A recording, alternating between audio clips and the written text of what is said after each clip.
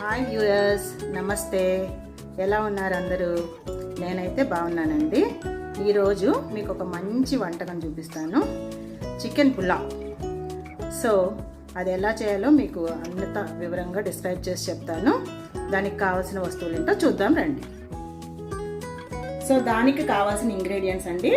First అయితే నేను 1 kg chicken marinate చేసి పెట్టుకున్నాను. ఒక 2 టేబుల్ స్పూన్స్ అల్లం వెల్లుల్లి paste, 1 table spoon chilli powder, ఒక 1/2 టేబుల్ స్పూన్ పసుపు, అండ్ 1 టేబుల్ స్పూన్ ధనియా powder, and 2 table spoons biryani masala, whole garam masala అన్ని ఫ్రై చేసుకొని పౌడర్ చేసుకున్న మసాలా అండి. అలాగే ఒక 2 లెమన్ పీసెస్ అండ్ ఆల్సో కొంచెం ఆయిల్, ఇవన్నీ మిక్స్ చేసి కలిపి పెట్టుకున్నాను.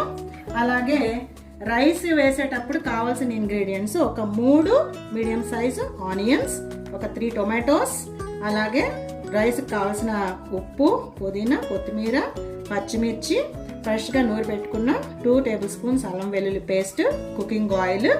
ఇవి బిర్యానీ దినుసులు అండి రైస్లో వేయటానికి. అలాగే ఇది ఒక 3 గ్లాసెస్ ఆఫ్ రైస్ కడిగి శుభ్రంగా ఒక 1 అవర్ బిఫోర్ కడిగి నానబెట్టుకున్నాను. అండ్ రైస్ బాయిల్ అవడానికి కావాల్సిన వాటర్. సో నేను 3 గ్లాసెస్ తీసుకున్నా కాబట్టి ఒక్కొక్క గ్లాస్కి 1.5 గ్లాస్ చొప్పున 4.5 గ్లాసెస్ వాటర్ తీసుకున్నాను. అండ్ పైన లాస్ట్లో గార్నిష్ చేయడానికి మనకి గీ, ఇది ఒక 1 స్పూన్ మంచి ఫ్రెష్ గీ. ఓకేనా? సో మన ప్రాసెస్లోకి వెళ్ళిపోదామండి. ముందుగా స్టవ్ వెలిగించుకొని దాని మీద కొద్దిగా మందపాటి చిన్న హండి పెట్టుకున్నాను. అంటే 1 kg కాబట్టి చిన్న సరిపోతుంది. పెట్టుకొని ఇది వేడెక్కగానే దీంట్లో ఫస్ట్ ఆయిల్ వేసుకున్నామండి.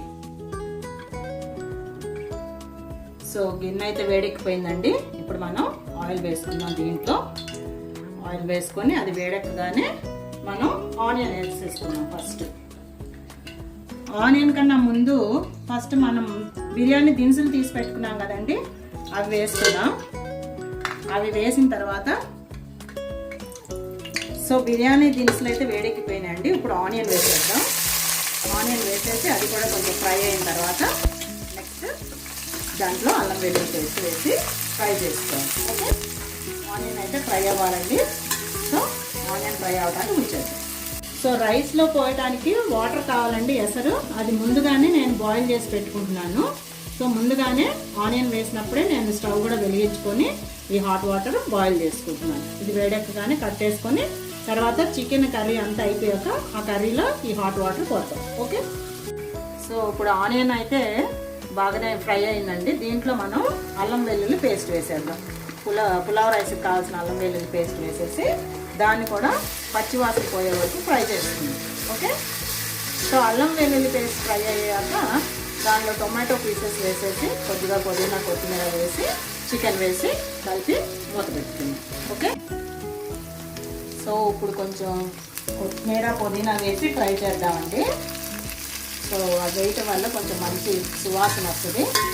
అది లైట్గా ఫ్రై అయిపోగానే టొమాటో పీసెస్ వేసేద్దాం దాంట్లో. సో టొమాటో పీసెస్ వేసేసి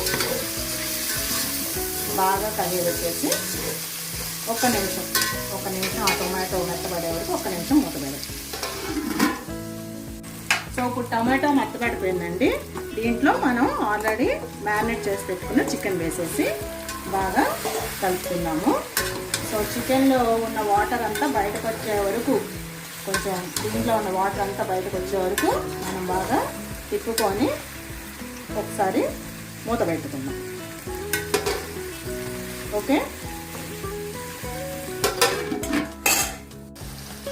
చికెన్ ఫ్రై అవుతుందండి. ఇప్పుడు దీంట్లో కొంచెం పెరుగు కూడా వేసాను. పెరుగు వేస్తే కొంచెం మంచి టేస్ట్ వస్తుంది. సో పెరుగు కూడా వేసి ఒకసారి కలిపి మళ్ళీ మూత పెట్టుకుంటాం.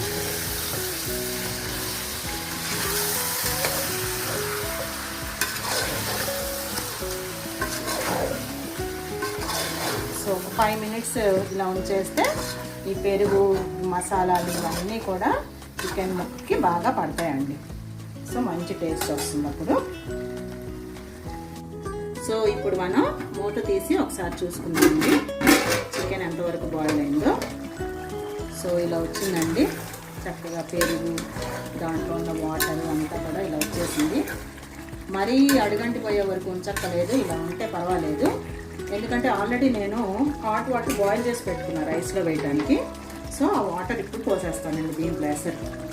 ఇది కరెక్ట్గా కొలిసి పెట్టుకున్న వాటరు 4.5 గ్లాసెస్ ఇలా పోసేసేసి దీంట్లో ఇప్పుడు మనం లైట్గా పుదీనా కొత్తిమీర వేసి పచ్చిమిర్చి ఇప్పుడు వేసానండి.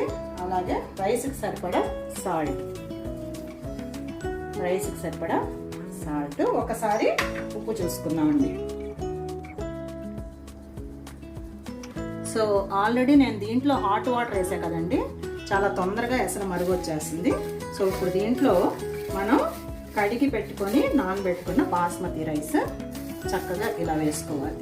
ఒకేసారి దిమ్మరిచ్చేయకుండా ఇలా లేయర్స్గా వేసుకుంటే సమానంగా కలుస్తుంది. ఓకే,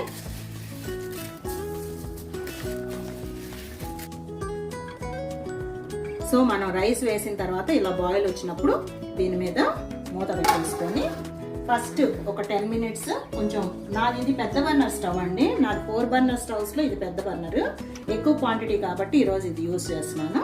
సో ఒక 10 మినిట్స్ కొంచెం మంట కొంచెం పెద్దగా పెట్టుకోండి. మీరు మనం హై ఫ్లేమ్లో పెడితే ఎలా వస్తుందో అలా పెట్టుకోండి. ఆ తర్వాత ఇంకో 10 మినిట్స్ సిమ్ చేసేసుకుందాం. ఓకే, సో 20 మినిట్స్ అయితే అయిపోయిందండి. ఒక 10 మినిట్స్ కొంచెం హై ఫ్లేమ్ పెట్టాను, తర్వాత మీడియం ఫ్లేమ్ తగ్గించేసాను. లాస్ట్ 5 మినిట్స్ అయితే కంప్లీట్గా సిమ్. సో ఇప్పుడు మనం ఒకసారి మూత తీసుకొని చూద్దాం ఎలా వచ్చిందని. వావ్, ఇదండి ఇలా వచ్చింది పులావ్. సో మరీ కింద అంతా మాడిపోయి అడుగంటే వరకు ఉంచక్కలేదు, లైట్గా ఇలా కొంచెం తడిగా ఉన్నప్పుడే మనం ఆఫ్ చేసేసుకోవచ్చు. సో చూసారా ఎంత పొడి పొడిగా వచ్చిందో రైస్. ఇప్పుడు దీన్ని మనం కొంచెం నెయ్యి వేసి గార్నిష్ చేసుకుందాం. అక్కడక్కడ నెయ్యి వేసేసి పుదీనా కొత్తిమీర పైన చల్లేసుకొని చక్కగా మనం మళ్ళీ మూత పెట్టేసుకొని స్టవ్ ఆఫ్ చేసేసుకొని ఒక 10 మినిట్స్ ఏదన్నా కొంచెం మీ దగ్గర వెయిట్ ఉంటే పెట్టుకుంటే చక్కగా ఆ దమ్మంతా బిర్యానీకి పట్టి పులావ్కి చాలా మంచి అరోమాతో మంచి టేస్టీగా ఉంటుందండి. సో ఇలా మళ్ళీ మూత పెట్టేసుకొని, నా దగ్గర అయితే ఇంత వెయిట్ ఈ చిన్న రోల్ ఉందండి అది పెట్టాను. సో స్టవ్ ఆఫ్ చేసేసుకొని ఒక 10 మినిట్స్ ఇలా ఉంచేసుకుంటే చక్కగా దమ్మంతా రైస్కి పట్టి మంచి టేస్ట్ వస్తుందండి పులావ్.